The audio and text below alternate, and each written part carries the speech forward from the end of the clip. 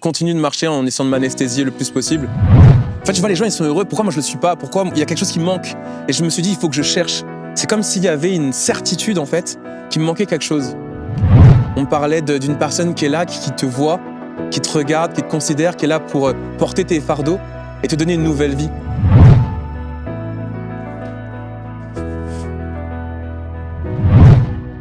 Salut à tous, moi c'est Étienne, enchanté. Je viens de région parisienne et il faut savoir que j'ai 29 ans. Donc comme je le disais, région parisienne, j'ai toujours grandi là-bas. J'ai eu la chance de vivre en banlieue, de grandir en banlieue. Donc un peu en fait entre les champs et la ville. J'ai une petite sœur qui a 2 ans et demi de moins que moi et j'ai eu la chance de grandir aussi avec mes parents. Il faut savoir que je n'ai pas du tout baigné dans un milieu chrétien en étant petit. J'ai quand même, comme beaucoup de familles françaises, eu la possibilité et eu un petit peu cette culture catholique. Donc, c'est-à-dire qu'il y a quand même une tradition qui est présente. Donc, forcément, on t'inculque des choses, on t'inculque des valeurs, on t'inculque aussi, je pense, une version comme un peu lointaine, en fait, je dirais, de la foi. Et moi, c'est un peu cette vision-là que j'avais. Donc, je grandis là-dedans, donc tout se passe bien, quand même une famille heureuse, enfance heureuse. Et il y a un moment, en fait, où, forcément, les aléas de la vie, il y a des choses qui sont un peu plus compliquées que d'autres. Et quand j'étais en CE1, donc très petit, je suis tombé malade. J'ai une maladie, un virus qui m'a rongé les reins. Et du coup, j'étais en danger de mort et je suis resté plus d'1 an à l'hôpital. J'avais 6-7 ans, c'est venu vraiment affecter, c'est vraiment venu être comme un coup de massue, en fait, pour mes parents, pour ma mère, pour mon père, pour ma petite sœur, qui avait à peine 4 ans aussi. Et pour moi, qui avait 6 ans, qui ne comprenait pas trop ce qui se passait. Donc moi, je grandis là-dedans. Et puis, par ce qui se passe, c'est que j'ai été soigné, des médecins ont eu soin de moi. Et en sortant de l'hôpital, je viens voir ma mère, je lui dis écoute maman, je crois que c'est Dieu qui m'a guéri. J'aimerais bien le rencontrer. Donc, faut savoir que voilà, ma mère était un peu démunie. Elle se dit ok, c'est étrange. Du coup, sa réponse a été de m'inscrire au catéchisme. Et j'ai pu, du coup, à l'âge en primaire, pouvoir un petit peu débuter, on va dire, une marche de foi dans l'église catholique. Et j'ai fait plutôt première communion, profession de foi, des choses comme ça, un parcours assez classique, on va dire. Mais très rapidement, je me suis rendu compte que le Dieu que je cherchais, je ne l'avais pas trouvé en main. J'ai plus l'impression d'être à l'école, plus l'impression en fait de faire des cours. Et au final, ça me plaisait pas plus que ça. Donc j'ai fait, mais à partir du moment où en fait j'ai pu aller au collège, et que j'ai eu la possibilité en fait d'arrêter, j'ai arrêté parce que je trouvais que c'était un peu hypocrite. On parlait d'un Dieu qui aime, on parlait de relations, mais au final la relation je l'ai jamais eu. Je trouvais que je voyais juste en fait le mal que pouvait faire l'Église. Je grandissais, j'avais des échos, et au final l'image que je voyais, c'était vraiment quelque chose que j'aimais pas. Du coup, j'ai mis une étiquette à Dieu. Je dis, ça, c'est des bêtises moyenâgeuses pour embrigader les gens. Moi, j'avais un peu cette image-là. Et donc, je décide un peu de tourner la page. Et Dieu, c'est un peu l'histoire ancienne. Donc, je grandis quand même avec tout ça. Et j'avance dans mon enfance avec ça. Il faut savoir qu'à côté, j'ai vécu aussi des choses un peu compliquées. C'est qu'à la suite de cette maladie, j'ai vécu beaucoup d'harcèlement parce que j'avais un traitement en fait qui était la cortisone, qui était assez lourd, qui me déformait, qui a stoppé ma croissance, qui me valait beaucoup de moqueries. Du coup, j'étais quelqu'un qui subissait beaucoup d'harcèlement suite justement à ces traits physiques qui pouvaient être dus au traitement. Et un malheur n'arrivant jamais tout seul, malheureusement, à ce moment-là, c'est aussi cette même période où mes parents, un peu accablés par tout ce qui se passe, par le fait de devoir gérer la maladie, de devoir gérer tout ça, m'envoient en fait en vacances loin chez ma famille. Et dans ce contexte familial, je subis des abus sexuels de la part de mon cousin, aussi très jeune, tout en même temps. Et à ce moment-là, maladie, harcèlement, abus. T'es un petit garçon qui n'a pas encore 10 ans. En fait, j'ai tout sur le papier qui fait que ma vie, elle n'est pas pour moi, là. Je pars très mal. Je pars très mal, je vois, je suis tout seul, je suis blessé, je suis brisé. Et j'avance dans cette vie avec ça. J'arrive dans l'adolescence avec ça. Avec tout un tas de bagages qu'un petit garçon, en fait, de quelque chose qu'il n'aurait pas dû vivre, quelque chose qu'il aurait tout simplement dû jouer, tout simplement vivre son enfance. Je me retrouve avec une enfance volée par tout un tas de choses. Du coup, moi, je grandis comme ça, encore loin de Dieu. Pour moi, avec tout ce que j'ai vécu, ça me paraît très, très lointain. Du coup, je grandis. Et en fait, dans l'adolescence, tout ce que j'ai, tous ces fardeaux en fait, que je peux avoir sur moi, en fait, je les porte, ils grandissent. Du coup, je m'isole beaucoup. Et je vois que les gens ont l'air d'être heureux, les gens ont l'air d'avoir des facilités à connecter avec les gens. Moi, tout ce que je vois, c'est personne ne me font peur. Il y a l'harcèlement, il y a tout un tas de choses. J'ai cette distance en fait qui se crée. Donc, je grandis comme ça. Je continue, collège, puis lycée. Et en fait, avec tout ce que ça peut générer par rapport à ça, cette vision ayant vécu des abus, pour moi, c'était impossible qu'une fille puisse m'aimer, impossible de pouvoir avoir une famille, impossible de pouvoir avoir une relation amoureuse normale. C'est comme si à chaque fois, je grandis là-dedans. Et pour pas sombrer, ma seule anesthésie, c'est les jeux vidéo. C'est-à-dire que j'étais comme dans une bulle et penser pour moi, et pour fuir la souffrance, parce que c'était pas forcément possible d'en parler, pas forcément possible de pouvoir le partager avec ma famille ou avec mes amis, parce que j'en avais pas vraiment. Du coup, je m'enferme dans une certaine sphère de solitude. Et dans tout ça, en fait, quand t'es un enfant, j'avais jamais entendu parler d'une quelconque solution, donc j'ai essayé. Je me suis dit, ça se trouve, il faut faire ça, ça se trouve, il faut faire la fête, ça se trouve, c'est les jeux, ça se trouve, c'est les amis. Je vois que chaque fois, ça marchait pas beaucoup. Et j'arrive à des choses tellement fortes que au collège, avec tout ce poids, j'ai presque envie d'en finir. Et j'ai déjà pu, en fait, avoir envie de mettre fin, en fait, à ces jours, de mettre fin à mes jours, de mettre fin à cette vie, en fait, qui me faisait tellement souffrir. Et au final, je me suis rendu compte que j'avais pas forcément envie d'arrêter. J'avais juste envie qu'on me voie, parce que j'avais juste l'impression que personne me voyait. Personne ne voyait cette souffrance, personne ne voyait que ce que je portais. En tant qu'aîné, en tant qu'enfant, parler, ça allait être décevoir. Parler, ça allait être ne pas respecter mes parents, tout l'amour qu'ils me donnaient malgré tout ça. Et puis je les avais vus tellement souffrir par ma faute, au niveau de ma maladie. Je me disais, si jamais, je peux pas leur rajouter quelque chose d'autre, les pauvres. Ils ont déjà eu beaucoup. Et du coup, je me mets là-dedans, à porter quelque chose qui est impossible à porter en réalité pour quelqu'un, pour un jeune. Du coup, je grandis là-dedans. Et dans toute cette solitude, elle me suit jusqu'à ces années où tu as vraiment besoin d'amis et tu ne les as pas, le lycée. Et arrivé à la fac, je me dis, c'est bon, je veux vraiment quelque chose d'autre. Je cherche quelque chose, je me suis intéressé à la psychologie, je me suis intéressé à plein de choses et je me dis, en fait, je vois les gens, ils sont heureux, pourquoi moi je le suis pas? Pourquoi il y a quelque chose qui me manque? Et je me suis dit, il faut que je cherche. C'est comme s'il y avait une certitude, en fait, qu'il me manquait quelque chose. Et du coup, je l'ai fait avec ce que je voyais, c'est-à-dire avec les fêtes, avec la drogue, avec l'alcool, avec le fait d'être tout l'archétype de la personne populaire et de ce que les gens attendaient, en fait, qu'une personne populaire soit. Donc j'ai essayé, j'ai fait ça. Et en plein milieu des soirées, des choses que je pouvais organiser, je me rendais compte que je n'étais pas plus heureux que ça.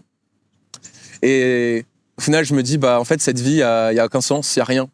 Et je continue de marcher en essayant de m'anesthésier le plus possible parce que je m'étais presque fait à l'idée que toute cette douleur, j'allais devoir vivre avec et que je ne savais pas jusqu'à combien de temps, en fait, je pouvais tenir.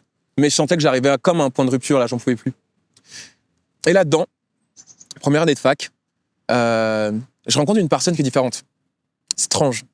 Donc j'avais fait un peu de psychologie, et j'aimais bien analyser les personnes, je n'arrivais pas à l'analyser. Il y avait comme une joie, il y avait quelque chose qui rayonnait en fait, de cette personne-là. Et c'est presque ça m'énervait, je me dis mais comment ça se fait? Comment ça se fait qu'elle est heureuse? Comment ça se fait qu'il y a quelque chose? Et je vois que c'est incompréhensible pour moi en fait. Et c'est vrai que cette personne était accessible, c'est devenu un ami, c'était dans un groupe de potes. Et un jour, je lui ai posé cette question. Je lui ai dit ça, il s'appelle Timothée. Et je lui ai dit, mais Timothée, c'est quoi ton truc? C'est quoi ton secret? Et je me souviens qu'on était dans une conversation et J'étais au téléphone, je suis dans ma chambre. Je pose cette question, il me répond, en fait, mon truc, c'est que je suis chrétien. J'ai Jésus dans ma vie. Et là, à ce moment-là, il y a comme quelque chose qui s'écroule, une vision d'un de mes amis, en fait, qui me parlait avec qui je pouvais rigoler. Là, il me parle de quelque chose que je trouve très sérieux. Donc, il me parle de ce que Jésus a fait dans sa vie, de ce que Jésus a pu l'aider, toutes les choses, en fait, qu'il a fait. Et très rapidement, en fait, il me parle de tout ce que Jésus peut être pour moi. Et en fait, moi, je vois toute ma vie pour moi qui défile. Je vois toutes les souffrances. Je vois toutes les choses. Et je ne sais pas comment l'expliquer. Mais à ce moment-là, j'avais comme une voix dans mon cœur qui résonnait et qui me dit « c'est ça ». On me parlait d'un Jésus qui effaçait tout et qui donnait une nouvelle chance. Enfin, d'un Jésus qui nous comprenait. On me parlait d'une personne qui est là, qui te voit, qui te regarde, qui te considère, qui est là pour porter tes fardeaux et te donner une nouvelle vie. Sauf que moi, j'avais l'impression de mourir. Si j'avais pas une nouvelle vie, c'était fichu pour moi. Du coup, il me parle de ça et dans mon cœur, j'essaie ça. C'est très étrange parce que je savais qu'il ne mentait pas. Je savais que ce qu'il me disait, même si c'était fou, même si ça me paraissait dingue, j'avais cette certitude qu'il ne me mentait pas. Du coup, s'il me mentait pas, je me disais, ah là, c'est chaud. S'il me ment pas, c'est chaud. Parce que je vais devoir vraiment aussi peut-être commencer à m'y intéresser. Donc, je me souviens que la nuit, moi, j'étais dans ma chambre, j'ai pas dormi. J'avais qu'une envie, moi, c'était vraiment d'aller plus loin dans cette conversation. Et puis, donc je retourne à la fac. Le lendemain, on devait aller en amphithéâtre. On n'est pas du tout allé en cours. On a continué cette conversation. On allait dans les rues de la petite banlieue parisienne dans laquelle j'étais et on parlait. Et moi, j'avais une pensée qui venait souvent en tête. C'était, mais en fait, j'ai tellement de mal. Moi, j'avais avec les abus que je pouvais avoir, mes penchants, c'était des penchants homosexuels. J'avais une très mauvaise opinion de moi. J'étais quelqu'un d'enfermé. Et en fait, je savais que ça, pour moi, c'était quelque chose que Dieu ne voulait pas. Et en fait, je me dis, mais j'ai besoin de ça. Mais est-ce que Dieu, il peut vraiment vouloir de moi? Est-ce que Dieu, il peut vraiment m'accueillir? Et j'avais envie de Dieu. J'avais envie d'y aller parce que pour moi, c'était sûr que, en fait, les seules choses qui pourraient me donner la vie, c'était lui. Mais c'était comme si pour moi, j'étais trop sale. Et j'étais pas digne et j'étais quelqu'un que Dieu voulait rejeter. Donc, j'ai posé des questions. Et je dis, je vais parler à demi-mot à ce moment-là de tout ça. Et en fait, j'ai juste vu quelqu'un qui continue de parler de Jésus, qui m'accueille. Et il m'a fait venir à l'église. Il m'a invité quelques semaines après. Il faut savoir que je suis arrivé à l'église, c'était une toute petite église. On était, je crois, 10 personnes, 10 jeunes. Moi, j'y vais. L'adrénaline était un peu redescendue. J'en avais parlé un peu avec mes amis. Ils m'ont dit, mais qu'est-ce que tu vas chez les fous?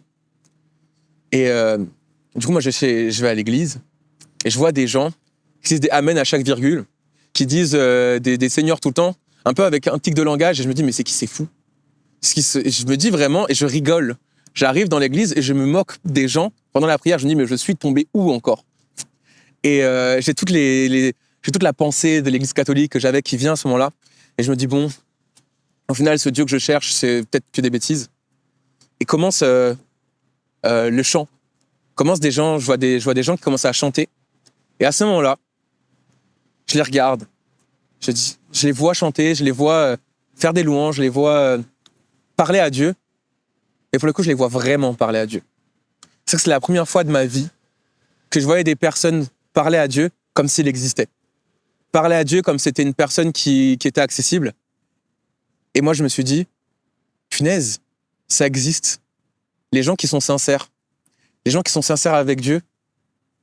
Et moi, c'est venu me mettre une claque. C'est venu me parler, c'est venu vraiment me mettre une gifle dans le fait de, en fait, ça se trouve, Dieu, il est accessible et il est accessible pour moi. Donc, c'est vraiment questionné. Je suis revenu petit à petit, je suis revenu semaine, 2 semaines, 3 semaines, je suis revenu un petit peu. Et je me dis, mais qu'est-ce qu'on s'y sent bien ici? Mais d'un autre côté, j'avais tous ces combats en disant, mais est-ce que Dieu peut vraiment m'accepter comme je suis? Qu'est-ce que Dieu peut faire avec moi? Qu'est-ce que Dieu peut faire avec mon passé? J'ai tellement de fardeaux, je comprends pas. Et j'entendais que Jésus pouvait prendre ça. Mais personne ne m'avait jamais dit, personne ne m'avait jamais appris. Et je me souviens que dans tout ça, je venais un peu à l'église, mais j'écoutais d'une oreille. Parce que je trouvais que c'était des bonnes choses. Et à un moment, je suis en Nouvel An 2016, j'organise une grosse soirée. J'étais encore à la fac. Donc, grosse soirée, comme on peut l'imaginer, une soirée avec beaucoup d'alcool, de la drogue, une soirée tout simplement avec des gens de la fac. je suis content, je devrais être content. Mais tout ce qui vient dans ma tête, c'est je veux commencer une nouvelle année et je pense à ce que j'ai entendu. Et je me dis, mais Étienne, combien de temps tu vas continuer? Combien tu vas continuer à vivre avec tout ça? Combien de temps tu vas continuer à survivre? Combien de temps tu vas continuer à porter des choses, à mettre un masque, à continuer de juste faire une vie en ayant des masques? Et j'entendais, je suis parti de cette fête, je suis parti marcher. J'ai quitté ma propre fête que j'ai organisée pour le Nouvel An et je suis parti marcher. Et à ce moment-là, je repensais à ce que j'avais entendu à l'église. Et je me suis dit, mais en fait, Dieu, s'il existe, on va voir. Voilà qui je suis. Voilà toutes les erreurs que j'ai pu faire. Je me sens seul. La vie m'a brisé. T'étais où, toi? T'étais où là, dans tout ça? Est-ce que t'étais vraiment là? Est-ce que tu me voyais? Et maintenant, est-ce que si jamais je viens te voir, est-ce que c'est vrai que tu vas m'aimer? Est-ce que c'est vrai que je suis désiré? Est-ce que c'est vrai que je suis entendu? J'ai besoin que tu me le montres. Et j'ai entendu et je dis, ok, je vais y aller. Je vais tenter. Je vais tenter de voir ce que c'est. Je vais tenter de voir si Dieu existe, on va voir. Et du coup, la semaine, je suis allé à l'église. Et à ce moment-là, j'ai enchaîné. J'ai lu la Bible. J'ai vu ce qui se passait. Et je me suis rendu compte, en fait, que ce Dieu-là que je recherchais, je l'avais trouvé. Il y a des choses qui sont commencées à monter dans mon cœur. Et des choses ont commencé à grandir dans mon cœur. Et je l'ai vu vraiment comme m'insuffler la vie, en fait. J'étais quelqu'un de très solitaire, quelqu'un de très renfermé. À ce moment-là, c'est comme si on avait rallumé des couleurs. Je me suis senti aimé. Je me suis senti accueilli. Bien sûr, tout s'est pas fait d'un coup. Dieu, il a été doux, il a été lent avec moi. Et il a pris le temps. Il a pris le temps de prendre soin de moi. Il a pris le temps de me montrer, en fait, que j'étais important, que en fait, il pouvait guérir les blessures qui étaient dans mon cœur. Moi, j'aime bien cette image, c'est on a comme volé la vie d'un petit enfant. Il a redonné la vie à ce petit enfant qui avait été cassé, cabossé en moi. Ce petit enfant qui avait honte, en fait, de tout ce qu'il avait subi, peut-être aussi un petit peu des conséquences de tout ça. Il lui a redonné de la valeur, il lui a redonné un sourire. Et ce qui est marrant, c'est qu'aujourd'hui, ça fait à peu près 10 ans. Et là où les personnes me considéraient comme une personne qui souriait jamais, ça fait 10 ans qu'un sourire m'a pas quitté. Parce qu'il y a 10 ans, là où normalement j'aurais dû mourir, là normalement j'avais plus rien, en fait j'ai eu la vie. Jésus m'a redonné la vie. C'est vrai. Dans le fait que, au final, c'est intéressant parce que c'est un livre, ça parle d'une relation, ça parle de plein de choses, ça parle de gens qui sont imparfaits. Mais à ce moment-là, en fait, j'ai vraiment vécu quelque chose de réel. J'ai vraiment vécu une personne qui est venue me prendre. Cette table rase qu'on avait promis, je l'ai vécue. Cette table rase, le fait de prendre tout ça, le fait de me donner une nouvelle chance, je l'ai vécu. Jésus m'a donné une nouvelle vie. Et ça m'a tellement impacté que ça a un impact sur ma famille. Ma sœur est venue, ma mère est venue, mon père est venu, ma sœur s'est baptisée. Et là, aujourd'hui, en fait, Dieu m'a tellement donné la vie que j'ai eu l'occasion de me former en tant que pasteur à Bordeaux. Mais maintenant, il y a quelques mois en arrière, j'ai eu la chance aussi de baptiser ma maman. Et j'ai vu, en fait, Dieu qui est venu et d'une famille qui aurait dû être brisée, d'une famille qui aurait dû être cabossée, il a remis la vie. Moi, il m'a redonné la vie personnellement. Mais je l'ai vu aussi agir dans la vie de ma sœur. Je l'ai vu aussi dans la vie de ma mère. Et ça, c'est quelque chose vraiment d'incroyable. Donc, je veux te dire quelque chose. Ce que je veux vraiment te donner, c'est que, première chose, si on m'avait pas parlé, c'est un jour, il n'y avait pas une personne qui n'avait pas eu le courage de me dire, en fait, mon truc, c'est Jésus. Aujourd'hui, je serais mort. Ma famille serait morte. Il n'y a rien. Aujourd'hui, il y a une personne qui a pris le courage de dire, voilà ce que Jésus a fait dans ma vie.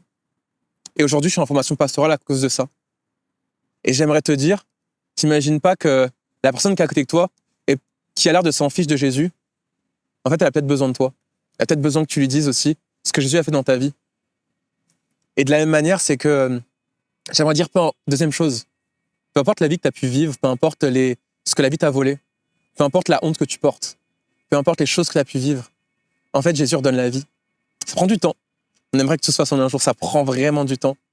Et à des moments, on se rend compte qu'il y a des choses qui resteront toute la vie. Par contre, Jésus, il est là. Et ça, c'est quelque chose d'incroyable, c'est quelque chose d'extraordinaire. Et pour ça, je lui dis merci. Donc voilà ce que je te laisse, ces deux choses. Prends le courage que ton histoire, les blessures qui sont peut-être encore réelles et qui sont peut-être encore là dans ta vie, peut-être qu'elles sont les guérisons de personnes qui ont besoin d'entendre ce que tu vas dire. Voilà. Je vous remercie, c'était ce que je voulais partager. Et puis je vous dis à bientôt.